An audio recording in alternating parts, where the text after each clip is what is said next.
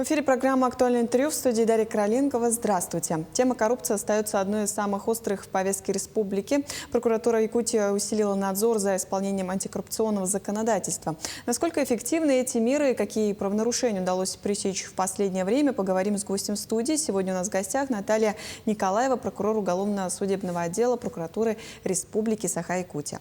Наталья Титовна, здравствуйте. Здравствуйте. Что вот такое коррупционное преступление? Давайте начнем с этого.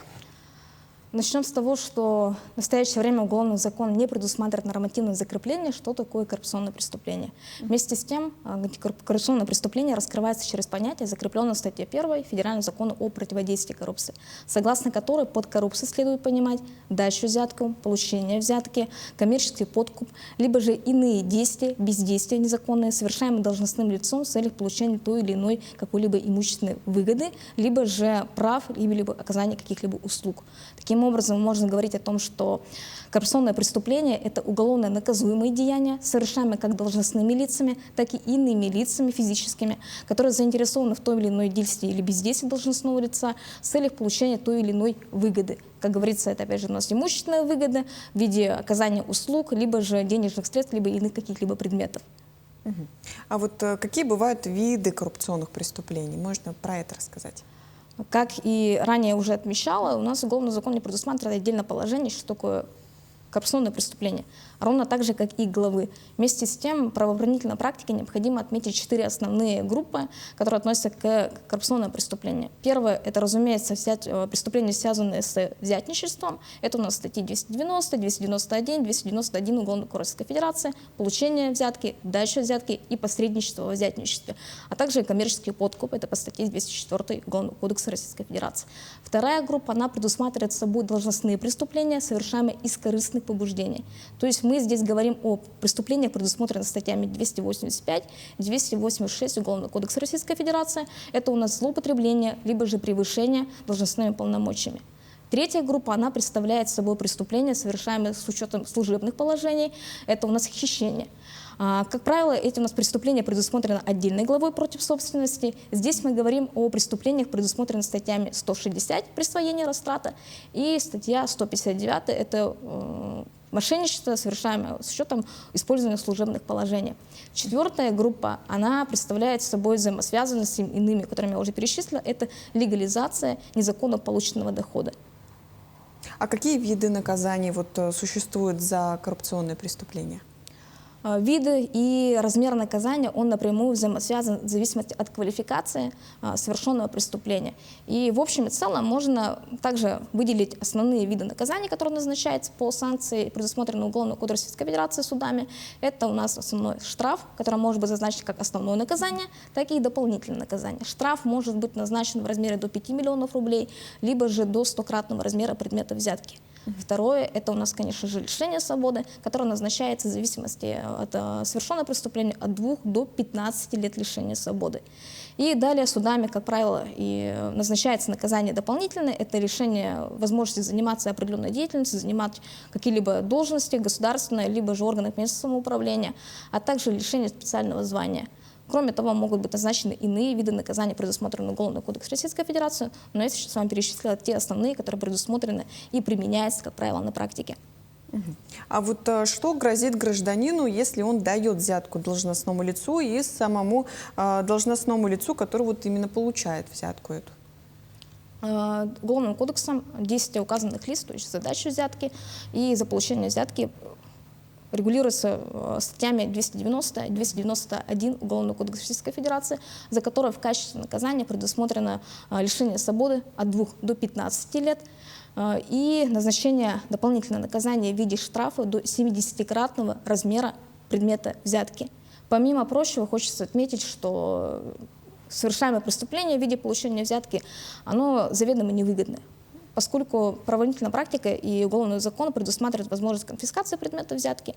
И здесь необходимо также отметить, что для лиц, которые совершают преступления в виде дачи взятки, они, как правило, могут быть освобождены от наказания в случае, если они добровольно являются правоохранительными органами, и последующим судом, либо же органом предварительного расследования может быть в отношении только взяткодателей при тех или равных случаях, которые я ранее перечислила, если они обращаются в правоохранительные органы с явкой с повинной. В отношении получателей такая мера не предусмотрена в виде освобождения от наказания. Наталья Титовна, какова сейчас практика в судах по рассмотрению именно уголовных дел коррупционной деятельности? В настоящее время хочется привести статистические данные за 2025 год. Так, у нас судами республики было за 2025 год рассмотрено 160 уголовных дел в отношении 185 лиц. Из них 80 лиц были осуждены к реальному наказанию. Если привести статистические данные по квалификации деяния, то мы здесь говорим о том, что чаще всего было назначено наказание за дачу взятки, это у нас 28 граждан, за получение взятки уже было осуждено 7 лиц, и далее мы идем по квалификации именно присвоения растрата, мошенничество и также должностные преступления в виде превышения и злоупотребления полномочий. И как мы видим, у нас коррупционное преступление – это не только банальное получение и дача взятки, это еще и служебные преступления в виде присвоения растраты, мошенничества и злоупотребления и превышения своих должностных полномочий. А кто сегодня именно привлекается чаще всего к ответственности за коррупционные преступления? На практике. Субъектный состав за 2025 год, он достаточно широкий. То есть мы здесь говорим, что за 2025 год у нас было привлечено к уголовной ответственности как и должностные лица в виде сотрудников бывших МВД. И далее мы говорим о руководителях коммерческих организаций. Ну и еще необходимо ответить, что привлекались главы муниципальных образований, так и физические лица. То есть здесь мы говорим о том, что коррупционное преступление – это не всегда должностные только преступления. Это выбор каждого человека вне зависимости от его статуса. Это например, Мирнинским районным судом в 2025 году было осуждено 11 граждан за попытку передать взятки в целях получения листков нетрудоспособности при отсутствии заболеваний. Они были осуждены в виде лишения свободы условно с назначением дополнительного наказания в виде штрафа. А какие виды наказаний чаще всего назначаются судами за коррупционные преступления?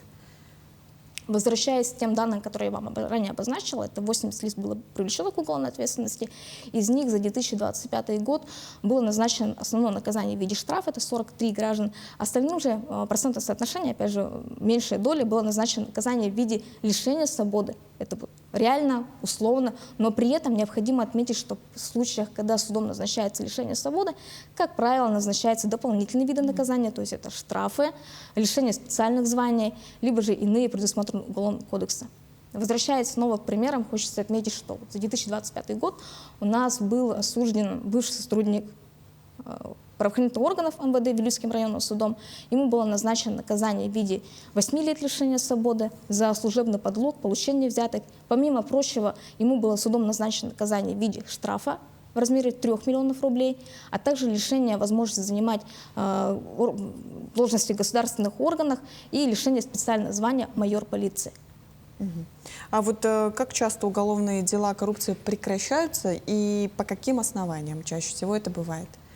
За 2025 год судами было в республике прекращено уголовных дел 85 в отношении лиц, 85, и из них 73 лица были освобождены по примещанию к статьям. Это возвращаясь к ранее данному моему ответу о том, что лица, которые добровольно являются правоохранительными органами, сообщают о совершенном преступлении ими, как правило, это дача взятки, по статьям 291, 290 прим.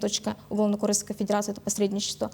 Правоохранительными органами и судами может быть принято решение о прекращении по примещанию к статье в случае, если выполняются ими все условия, а именно явка с повинной, когда у правоохранительного органа не обладали таковыми сведениями о совершенном преступлении, в том числе при последующем активном способствовании и расследовании преступления.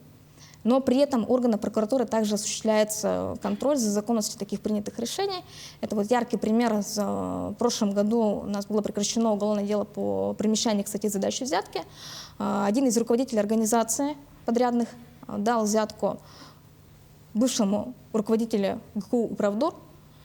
И судом было прекращено уголовное дело по примещанию к статье с указанием на то, что человек явился явкой с повинной, в материалах дела действительно это имелась явка, и далее активно способствовало расследованию, раскрытию преступления.